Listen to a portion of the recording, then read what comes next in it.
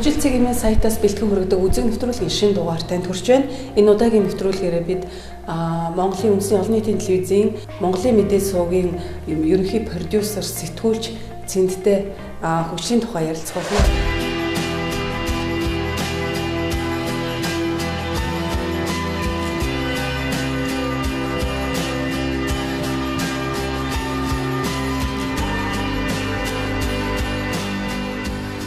Эхний асуулт маань бол таны явлан ирлээ нэвтрүүлэгтэй холбож асуултаа тавихыг хүсэж байна л да. Энэ нэвтрүүлэгт гадна одоо бусад улс орны болон орон нутгийн хөгжлийн тухай нэлээд сайхан ярилцлагууд өрнөжсэн.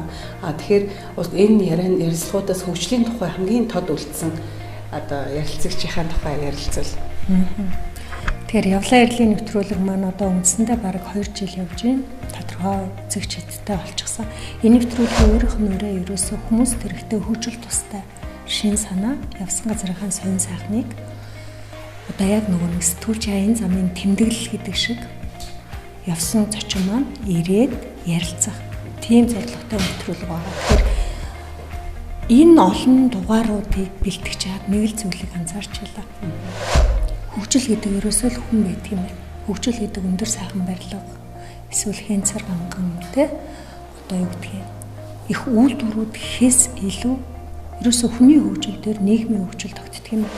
Тэгээ яг энэ жишээгээр одоо явлан ирлээ нэвтрүүлэгт оролцсон ярилцагч нарын зарим баримтыг би энд дурдах юм бол жишээлбэл Японд ажиллаад ирсэн сэтгүүлч Куланда юу гэж ярьж байгаа вэ? 130 сая хүн амтай Япон улс өнөөдөр 6хан сувгтай телевизийн 6 сувгтай.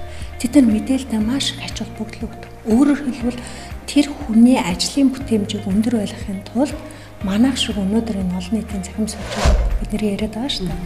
Энэ сүлжээг хязгааргүй тавьдаг юм байна.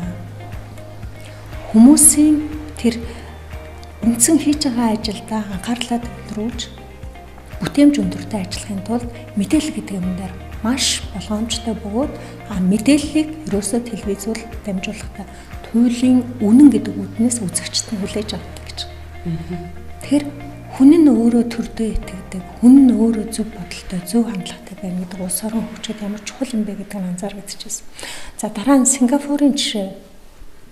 Ерөөсөө Сингапурын өнөөдрийн хөгжил анх зүгээр л нэг загасчны жишгэн тийм хот байсан. Улс өнөөдөр Сингапур улс болтлоо тий. Яаж хот улс болтлоо өнөөдөр ингэж богино хугацаанд хөгжиж байна. Тэд нар хүний хөгжил дээр л хамгийн их ач холбогдлыг өгсөн байна. Өөрөөр хэлбэл тэд нар өнөөдөр хэдэн тэрбум одоо доллараар хэмжигдэх тэр өндөр дотоодын нийт бүтээгдэхүүн өсөлтийг бий болгохтой хүний хөгжүүлэх сургах тал дээр маш зөв алсын хараатай хэтийн төлгөө нэвтрүүлж чадсан өнөөдрийн Сингапурын хөгжлийн нууц үжээ. Тэгээд өнөөдөр Сингапурын хөгжлийн гол нууц нь ерөөсөө л эрүүл хүн гэж үзэж байна. Тэд нар өнөөдөр эрүүл аж төрх гэдэг юм маш их ач холбогдол өгч байна. Идэж байгаа уул, идэж байгаа хоол, хүнс, дээрэс нь амьдралын хэв маяг өнөөдөр Сингапурчууд жишээлбэл амьдрал боломжгүй хэцүүдээ тэр хүмүүс нийтийн тээврийг сонгоод эсвэл өдөрт яваа алхаад байгаа биш. Ерөөсөө эрүүл байхын хамт. Тэгэхээр энэ эдийн засгийн хөгжил энэ одоо өсөлтүүдийн ард хүний хөгжил гэдэг нь байнга авч явж байгаа гэдэг нь анзаарэгдэжсэн.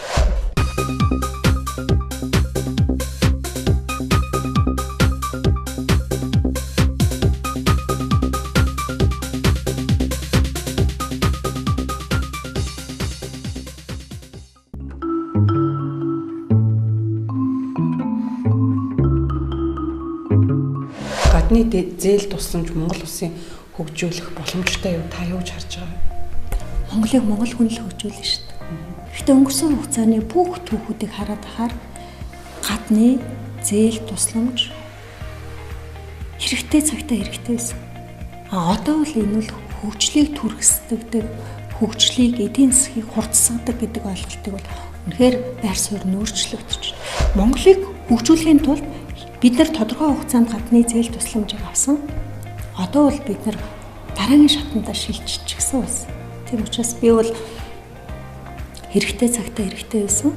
Энэ бол хизээч хөгжлийг түргэсгэж хурдсахгүй биш.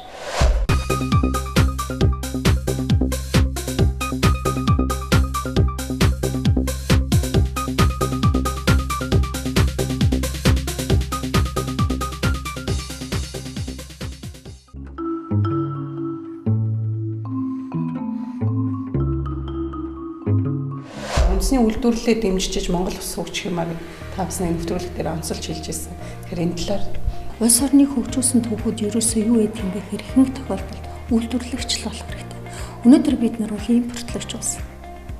Худалдааны гадаад худалдаа байнга одоо тэнцэл нь байнга алдагдaltaа гардаг. Яг түүхээр бид нар доллараа бариад, юанаа бариад, рублээ бариад Оросоос бид нар өнөөдөр юм авч шít. Гадны одоо орнуудаас юм авч шүү дээ. Гэтэл буцаагаад бид нар тэднэрлөө юу экспортлоод юу гаргаад байгаа вэ гэдэг энэ ерөөсө бодох ёстой асуудал болчихсон. Тийм учраас энэ үндэсний үйлдвэрлэл гэдэг юмн дээр бусдын хийж чадахгүй байгаа юмыг л бид нар ерөөсө хийх ёстой юм. Одоо энд нэг жишээ дуртай. Японочууд өөрийнхөө тэр мөчүүдийг ерөөсө хөгжүүлэхдээ яасан бэ гэхээр хэрвээ та одоо санаж байгаа бол манайхан нэг сум нэг брэнд гэдэг зүйлийг яриадсэн шүү дээ. Япон ерөөсөө яг тэгт юм байна. Манай мөч юу сайн хийж чаддгийг, манай мөч аялж уулж. Аль эсвэл цаан муу. Тэр юм ал маш сайн. Эсвэл цайч гэдэг юм уу те. Миний сайн хийгээд байгаа юмыг бусдад дагаад ушуураад тэрнлээ ороод адилхан одоо өрсөлдөгч болоод хүчээ унгаад тарамдаад байдаг. Өөрсдийнхөө газар зүүн байршил, өөрсдийнхөө мужийн онцлог тохирсон үндэсний үйлдвэрлэлийг бий болгосон.